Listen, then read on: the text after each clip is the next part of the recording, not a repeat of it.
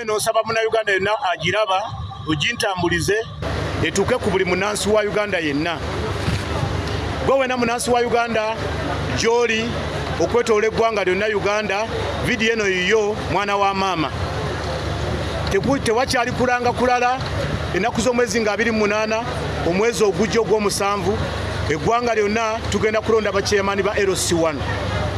Kyenkusaba muna Uganda yonna gy'oli, munankyukakyuka yonna gy'oli, muna kibiina kya NUP yonna gy'oli, ayayaana okulaba ku gavumenti empya, okulaba ku pulezidenti omupya, gwe wenna alina enteekateeka z'okuzimba eggwanga eppya, gwe wenna ayagala okukyusa obuyinza mu mirembe, nkutegeeza nti ennaku z'omwezi nga 28 omwezi ogujja ogw'omusanvu tugenda mu kalulu ka bonna okulonda bakyeyamani ba LC1 okwetoloola eggwanga lyonna.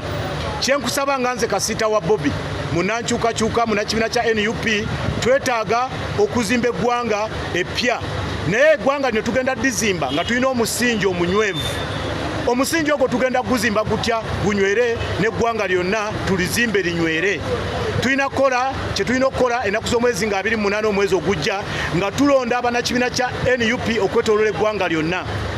Nkusaba muna Uganda wetandika okweteekateeka, gwe wenna yeegwaniza ekifo ky'obwa chairman bwa LC1 weteeketeeke era ogende ku kitebe kyaffe kya NUP bakulonde, bakuwe kaadi ogende weesimbewo ku kyalo kyo, tulonde gwe munnakibiina kya NUP okwetoloola eggwanga lyonna bwe tuba bakuzimba eggwanga eppya.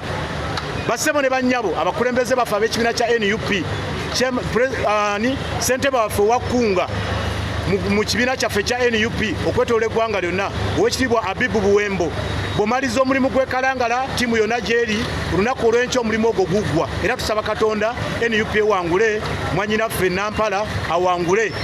Naye bwe tumaliriza ekyo, bwe tuvaayo olunaku olw'enkya ekalangala, bassebo ne bannyabo, Oweekitiibwa Buwembo ne ttiimu yonna eyakkunga eggwanga lyonna, ebirowoozo byaffe byonna, amaanyi gaffe gonna tugateeke ku bwakyeyamani bwa LC1. Njagala mbabulire gwe musingi gwokka gwe tusobola okuzimba ennyumba eno eggwanga lino ne linywera. Twetaaga abakulembeze ba LC1 ng'ate ba kibiina kya NUP. Abewaffe Gomba gye nzaalwa mu Kirumba wanje LC1, mbasaba chairman waffe abaddeko emyaka 30 okuva 96, Chairman Galabuzi Joseph ate nga wa kibiina kya NRM, mbasaba ku mulundi guno twetaaga muna kibiina kya NUP wanje LC1 waffe gye nzaalwa eGomba. Chairman Galabuzi Joseph, tukusaba toddamu na kwesimbawo, tusaba owummule kubanga oli mukadde waffe, tugenda kusimbako ow'ekibiina kya NUP era agenda kuwangula era abantu gwe bagenda okulonda ewaffe Gomba mu Kirumba wanje LC1. Mbasaba bannagomba yonna LC zonna ezitwala Gomba